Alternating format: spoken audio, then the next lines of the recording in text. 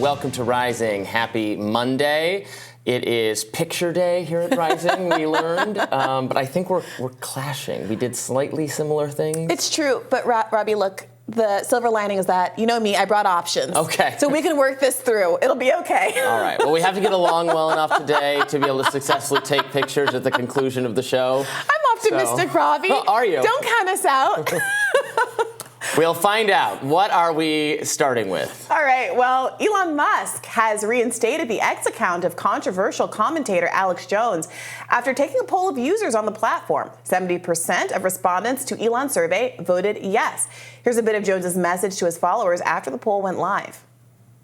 I was one of the first big dominoes to fall. And since then, we've seen governments and big corporations working to suppress the ideas, the thoughts of the people, not just of America, but the world, and to openly engage in election meddling. And Elon Musk has valiantly been leading the fight against that, so I salute him. But it was Tucker Carlson having me on last week that really broke the internet and put this issue front and center, because people got to actually hear what I actually say versus edited sound clips. So I'm asking everyone, this is a very important referendum on free speech, not just for America, but the whole world. Now, about a year ago, Musk initially declined to reinstate Jones's account, tweeting this in apparent reference to the InfoWars host's legal battles with the families of Sandy Hook victims. Quote, "My firstborn child died in my arms. I felt his last heartbeat. I have no mercy for anyone who would use the deaths of children for gain, politics, or fame." Musk actually got around to asking Jones about the whole Sandy Hook thing. That's a quote during the Twitter Spaces hosted last night. Let's tune in. I apologized on Patrick Ben-David's show 5 years ago. I mean, these are prominent ones. I apologize on every show, and I'll say it again. I apologize that I just gave my commentary, because I'm really just a guy that a talk radio host. So I do that on the internet. I just take calls and interview guests, and that I played devil's advocate. And if that hurt people's feelings, I apologize. But I did not send people to your houses. I did not pee on graves. I don't know any of the stuff that went on. And Liberal Twitter, of course, was up in arms over Jones' reinstatement. Axios editor Dan Primack tweeted in response, "Nothing to see here, just the owner of this site and a presidential candidate chatting it up with a man indicted for rape, human trafficking, and another who lied about dead kids to harass their grieving parents. This may really be the bottom," in reference to, I believe, Andrew Tate and Vivek Ramaswamy also being involved in that call. Others on the platform, however, celebrated Jones' return to X. Daily Wire host Andrew Klavan tweeted that despite the fact that they sometimes say absurd, dishonest, and even hateful things, I believe Joe Biden and Alex Jones should continue to have X accounts. Free speech should be free. Elon Musk is getting this right. So this was a major development. Alex Jones had been off the platform since, I believe, 2018 for the very controversial speech he was engaged in. He's obviously been sued successfully by the Sandy Hook victims, now being brought back on the platform.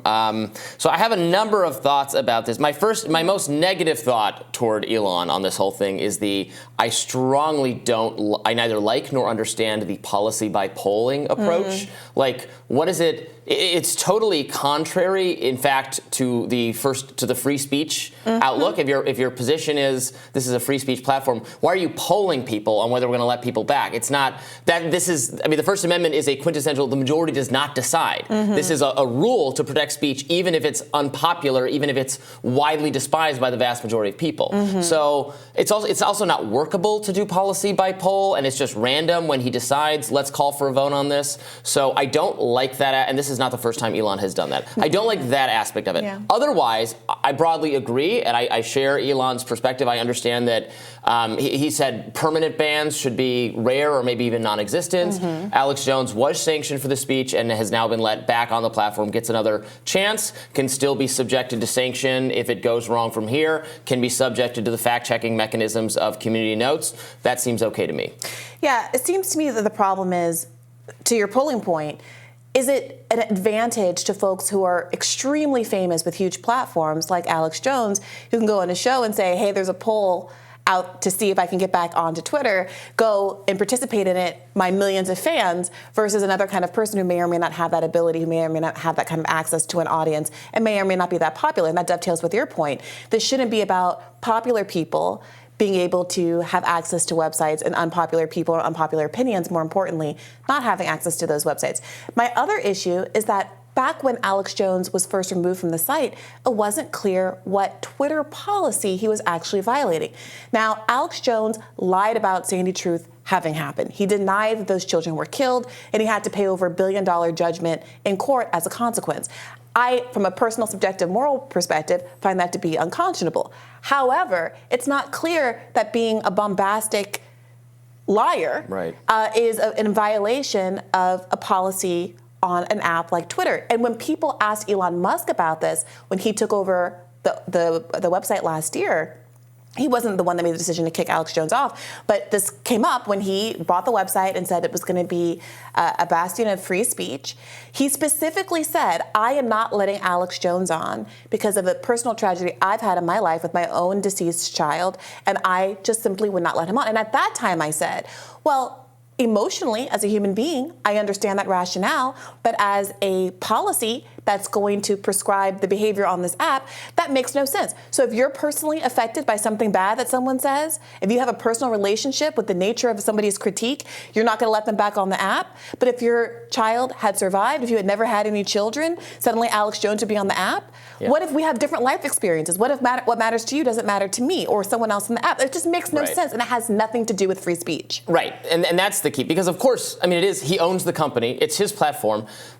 Technically, the rules don't have to be consistent. It's the dictatorship of Elon Musk. It's his company. If he wants to randomly and arbitrarily ban people and bring them back, he can. If he wants to, at some point, subject people to polls to decide whether they get he can do all that. He can run his own personal little social media Hunger Games. It's not illegal. These aren't legal consequences. This is just a private company with policies. But he has said that he wants the policies to reflect the First Amendment, that he wants it to be a town square, that he wants it to be a place for free speech. And if you say all those things, then your policies should be fair and consistent and transparent. And how can you have transparency when it's all just your personal peccadillos that are driving decisions? Yeah, so it's interesting. I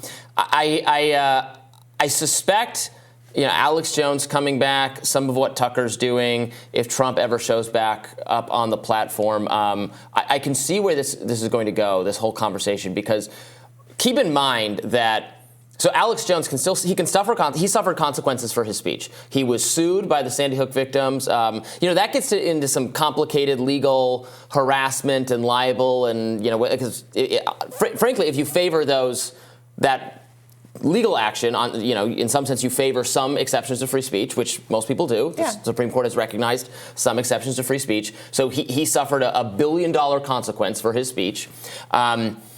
He can't now on the platform is immune because of Section 230. So if he said things of that nature again on the platform, you could still sue him. You can still hold the person accountable who says the lies, who engages in the harassment, who does the inciting. You can, consistent with our First Amendment understanding in America, our robust protection for free speech, it's not absolute, and you can hold people responsible in those situations. You can't hold the platform responsible. You can't sue Elon Musk for the things Alex Jones says because of the way the internet law is structured, Section 230. So I am waiting for the other shoe to drop. I am waiting for there to be significant pressure from legislators, from mainstream media people who are so worried about hateful and dangerous speech online, for them to realize really the thing that is really going to, if we want to advance, what we would describe as moderation and I might describe as censorship, the way to do it is to target that law. Not that I'm giving out advice. I'm afraid of that happening. I'm saying that's going to be a bad thing. I wonder what you make of some of the liberal criticism of the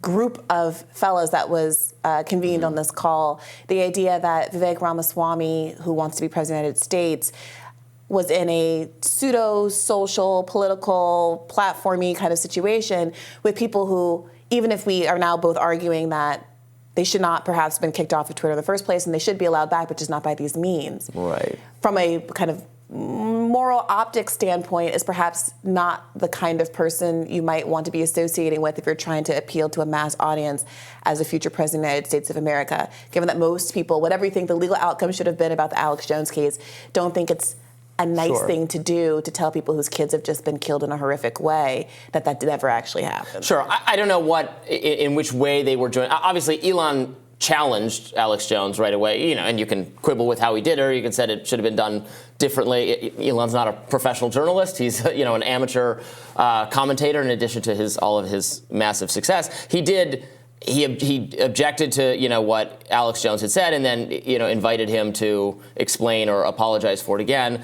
Why Vivek and Andrew Tate, et cetera, we're all hanging out. I don't know. Because you're right that there could and should, and you'd think there would be a difference between this person was a victim of censorship policies, and I'm going to support their free speech, even though I think what they say is abominable. Mm-hmm. And then there's, I object to what happened to this person because I like and agree with them, or I want their fans to like me or something, which doesn't seem like the right way to go for Alex Jones. But but even people, even if 99 out of 100 crazy things they say are crazy and harmful and bad, usually they're right about one thing.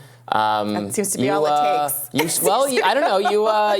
We talked about it. You liked what Andrew Tate had to say to Piers Morgan last week. There are 1,000,001 people who are right in my subjective view about Palestine, and I don't need to go out of my way to say Andrew Tate happened to have an opinion that I agree with. He might also think that Star Trek is great and the sky is blue, but that doesn't mean I'm going to him for a commentary on a regular basis. Fair enough.